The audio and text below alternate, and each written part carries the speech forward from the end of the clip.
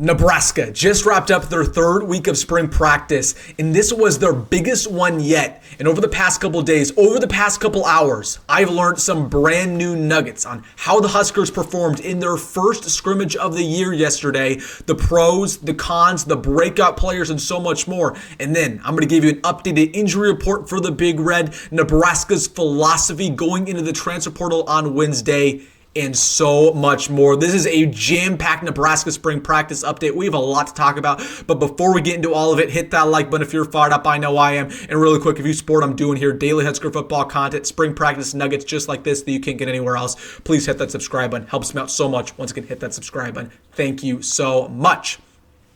But without further ado, let's get into it. Talking about Nebraska spring practice, the Huskers wrapped up week 3 yesterday by competing in their first scrimmage of the year. We have a lot to talk about, how they perform, the pros, the cons. We'll get into that. But I want to get things started with our first segment of the day, talking about one positional group alone. The running backs. That was a big conversation all week. E.J. Barthel and Dana Holgorsen met with the media earlier, and they had a lot to say about the running backs. The first thing they said, a lot of good things about Emmett Johnson, that he is on a different level this year. His body looks right. He's more explosive. He's a better blocker. He's a better pass catcher, and he's expected to have an all Big Ten caliber season. That's not new news to us. We know how good Emmett Johnson is. But what was interesting to me was the hype around Quentin Ives by both Dana Holgorsen and E.J. Barthel. And, Dana Holgorsen, he's as honest as it gets. He'll tell you if a player's not playing well, and he'll tell you if a player is really, really shining in practice. And he had a lot of good things to say about Quentin Ives. He said that from a physicality standpoint, he looks the part. He looks like Dante Daldell from last year, right? He's big. He has a lot of muscle on him. He gained 30 pounds, from the time he was a freshman to where he is now. And I can attest, I saw him when the media saw him earlier this week. Like he does look really big.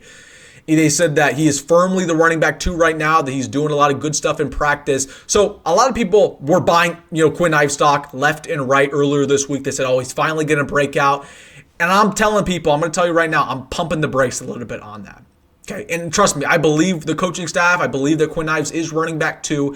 But as we've said time and time again on the program, it's lying season, especially in the spring. And especially this time of year when the portal's opening up on Wednesday, a lot of times these coaches are going to hype up their guys, to continue the morale, to hope that guys aren't going to enter the portal. Now, I believe that Quentin Ives is running back 2. Am I sold that Quentin Ives is going to be that breakout player, is going to be that power back, that short yardage back? Not necessarily. And I still anticipate Nebraska to take a running back in the portal. We'll get into that as the video progresses, or at least to consider taking a running back in the portal. But I thought that was interesting. They talked a lot about Quentin Ives. Again, I believe that Quentin Ives is playing well.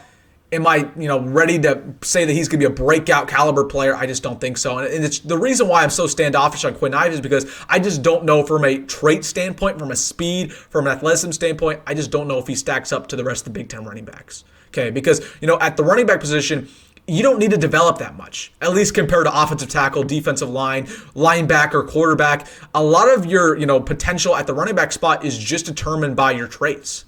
And I just don't know if I see a lot of traits in Quentin Ives to be that all Big Ten caliber running back. So I'm sure he's playing well.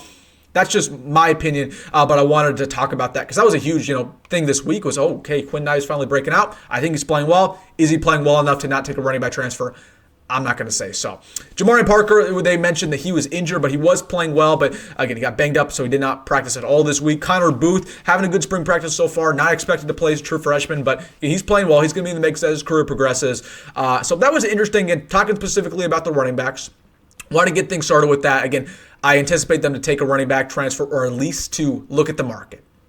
We'll get into that in the back half of this video. I want to get things going with our second segment now. You guys already know what it is.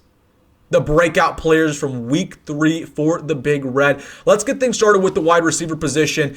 This is Mr. Cortez Mills. I believe this is the second time he's been featured on the breakouts in 3 weeks. It might be his first, but Cortez Mills, this was his best week so far. It wasn't even particularly close. Again, true freshman coming out of Homestead, Florida. Dana Holgorsen talked about the wide receivers earlier this week, and he said that both Cortez Mills and Isaiah Mosey are going to play a factor this year. That basically none of those guys are going to redshirt. Both of those guys are going to be in the 2 deep. So Cortez Mills, he got the stamp of approval already from Dana Holgorsen, which says a lot because, again, Dana Holgorsen is very honest. He'll be honest with you. So I believe that. that Cortez Mills is playing very well, but again, what we saw when the media saw him on Tuesday, what we saw yesterday in the scrimmage behind closed doors, what we've heard, Cortez Mills absolutely balling out. Again, he already has the best hands on the team. He's completely dialed in. My big worry about Cortez Mills was he going to lock in on the playbook, lock in on building friendships on the team, being a culture guy, and he's doing exactly that. So Cortez Mills, again, he's not going to start for the Huskers this year, but he will not redshirt. He will play a lot, and I'm really excited about that duo with him and Isaiah Mosey, man. But Cortez Mills really, really had a good week, especially yesterday in the scrimmage. We'll talk about the scrimmage a little bit more as the video progresses. Then Tyler Knack was somebody who has really come along in spring practice so far. I called for a couple days ago on the channel a swing tackle off the bench for Nebraska. I think that's one of our biggest weaknesses, that you just don't have a tackle that you really feel comfortable with. If a guy goes down, insert a guy at left tackle, right tackle. Tyler Knack might be that guy. Again, he's going into his 4th year of eligibility. He transferred, of course, in from Utah, 6'6", 325 pounds. The coaching staff had a lot of good things to say about Tyler Knack. He had a really good scrimmage yesterday. He's been with the 2 deep basically all of spring practice. So Tyler Knack, somebody who you could insert to guard as well, but most definitely a swing tackle off the bench for the Huskers. He's expected to play a lot this year. He might even push somebody to start. We will see, but feeling really good about Tyler Knack and what we've heard so far in spring practice. Want to talk about Luke Lindenmeyer because it's become very clear over the past couple weeks that here's Luke Lindenmeyer, and here's every other tight end throughout spring practice. That includes Heinrich Hoiberg. Luke Lindenmeyer has been running with the ones all of spring practice. He's been playing very well. We know how good of a blocking tight end he is. But one thing that has impressed a lot of people about Luke Lindenmeyer has been, his vertical ability, right? The ability to catch the football, make a couple plays after the catch, right? Stiff arm a guy, get a couple extra yards. Like, we didn't know that Luke Lindenmeyer had that in his bag. We thought he was purely a blocking tight end, but he's proven people wrong, and he can do a little bit, in the receiving department as well. So Luke Lindenmeyer, I know a lot of people talk about Carter Nelson. Of course, he's out with injury. I talk about Hoiberg, and we'll talk about Hoiberg later this week. Luke Lindmeier's the guy, and he might just start going into the fall, even with Carter Nelson and Mac Markway coming back from injury. But people need to talk about Luke Lindenmeyer more, because he more likely than not is going to be our tight end starter, and it is even close. Like, he's playing the best of all the tight ends. No question about it. 2 other guys before we talk about the scrimmage yesterday. Willis McGahee has been running with the ones. He was running with the ones yesterday in the scrimmage. Again, this is a guy who played primarily Jack last year for the Huskers. I think the Huskers are going to move him around a lot more this year. Maybe at middle linebacker, Jack. Maybe even lining up at 3 technique from time to time. We'll see on Willis McGahee. But again, this is somebody who I'm very high on. I'm about as high on him as I am on Vincent Shavers. I expect him to take a huge jump to be an all Big Ten caliber player this year. And he could be our sack leader. This could very well be our sack leader. But wanted to mention that he has been running with the ones. I'm trying to formulate what that starting lineup was yesterday on defense in the scrimmage. I've learned bits and pieces. We'll talk about it. But Willis McGahee has been a starter for the majority of spring ball. Last but not least, Buda Wright is somebody I want to get to, because I just think a lot of people forget about Buda Wright. We talk about, of course, Hassan McCullough, Marquez Watson, Trent, Vincent Shavers. We just talked about Willis McGahee. People forget that Buda Wright is still on this roster, and he's still playing at a very high level. Again, 6'5", 230 pounds. He's 25 years old. He's the oldest guy on this squad. Buda Wright's a good player, man. He's a good player, and he's very well going to start. He was also running with the ones yesterday. Again, you feel really good about just the depth in that middle linebacker room. You got 3 really good players there in Shavers, Wright, and of course Marcus Watson, Trent. Now, the depth after that's a little sketchy, but feel really good about Buda Wright. And he's had a really good spring ball. Nobody's really talking about him because he's a veteran, and that's kind of expected. But I'm telling you, I feel really, really good about him, Marquez Buford, Deshaun Singleton. Those veterans are going to be huge for the Huskers. We're happy that all of those guys came back, and you're going to see that in the fall. So those are the breakouts for the week, the guys that I really wanted to talk about. Let's talk really quick about the injury report before we talk about the scrimmage. So Gabe Moore is back from injury. That was a transfer, of course, from Mississippi State at that nose tackle spot. He had a great week of practice when the media saw him. Very explosive, again, 290 pounds. Very athletic is something that I really liked about him watching his high school film. So Gabe Moore back from injury. He's in that 3 deep right now, so he's not with the ones, not with the twos, but again, he's flying to get up that depth chart, so I wanted to give you guys an update there. Jackson Carpenter back from injury, true freshman receiver. Just wanted to mention that. Obviously, he's going to redshirt this year. Jamar Parker out. We already talked about that. Demetrius Bell, the coaching staff, they don't want to bring him back this spring. They probably could. They probably could play Demetrius Bell right now. He's pretty much healthy, but they don't want to risk anything with his severe of an injury. But just know this about Demetrius Bell. He's going to be 100% this summer, of course, when everything gets going. So Demetrius Bell going to be in the mix, but they're playing it very, very cautious, and as they should.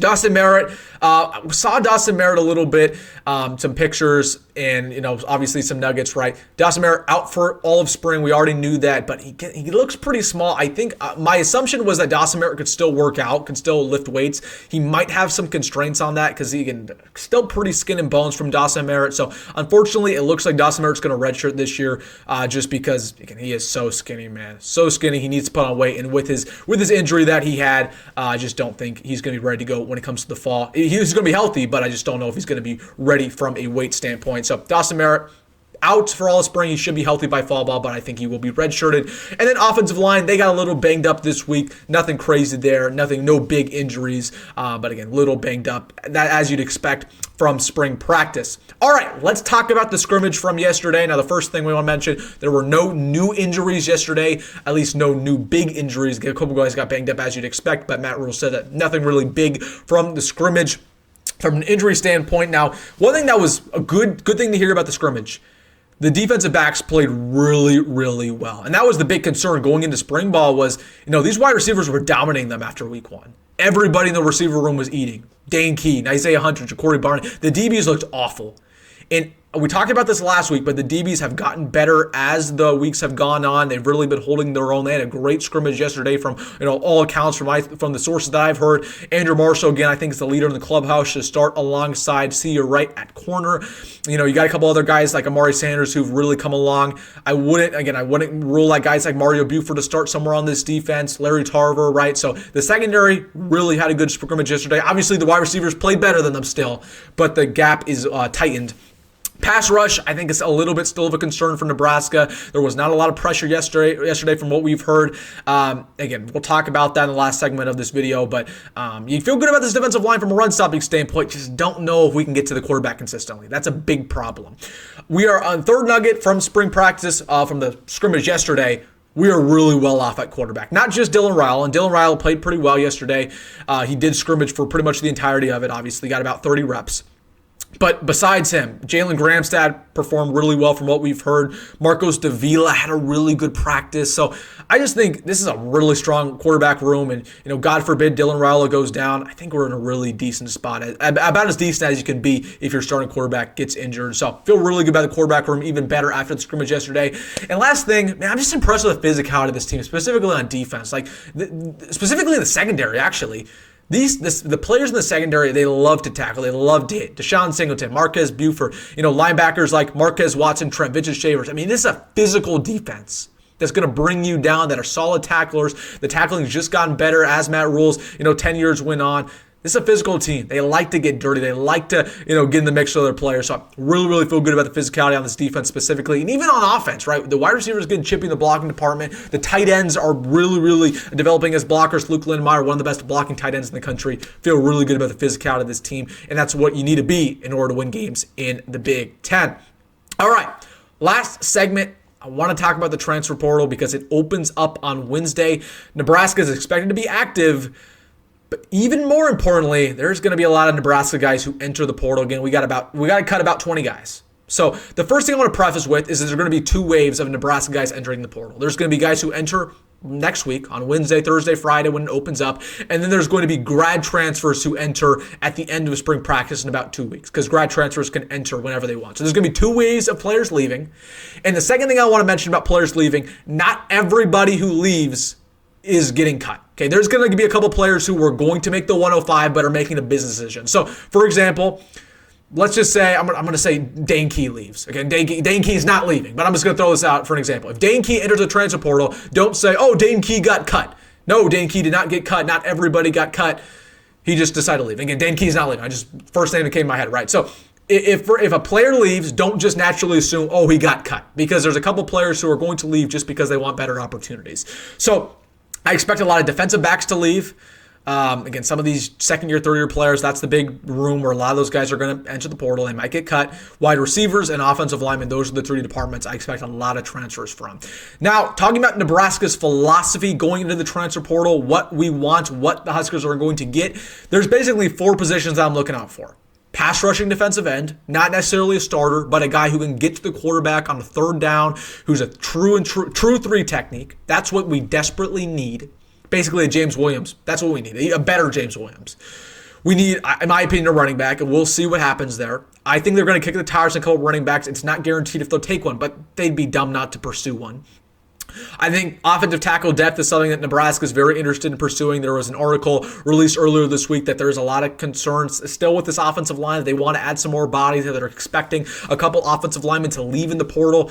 So would watch out for an offensive tackle. And then tight end was something that was interesting. Again, I saw that in an insider article that Nebraska is expected to potentially take a tight end in the portal. I don't know if I necessarily expect that. I wouldn't be shocked, though. I would not be shocked with some of these younger players kind of not developing like we thought they would. You know, Eric Ingerson, Ian Flint. We don't know what's happening with Carter Nelson. Again, there's some concern if he's going to play this year, if his weight's going to be good enough to even play tight end. So would not be shocked if we take a tight end, but that's something I want you to put on your radar. And then pretty much any high-profile guy who's even remotely interested in Nebraska, they need to be smart. They got to pursue him or at least kick the tires there, see if they would be interested in coming here. So Nebraska, I think they're going to be very particular. They're not going to add a bunch of guys in the portal, but I'm expecting about maybe 2. And I think it's going to be a D end and a running back. So we will see opens up on Wednesday. All right, guys, let me know your thoughts down below. Jam-packed Nebraska spring practice update. We have a lot to talk. We talked about a lot, so let me know your stuff in the comment section, what you're thinking. Let me know down below. Hey, if you made this fun of the video, you know what to do. Hit that like button and subscribe. As always, folks, go Matt Rhule. See you in the next one.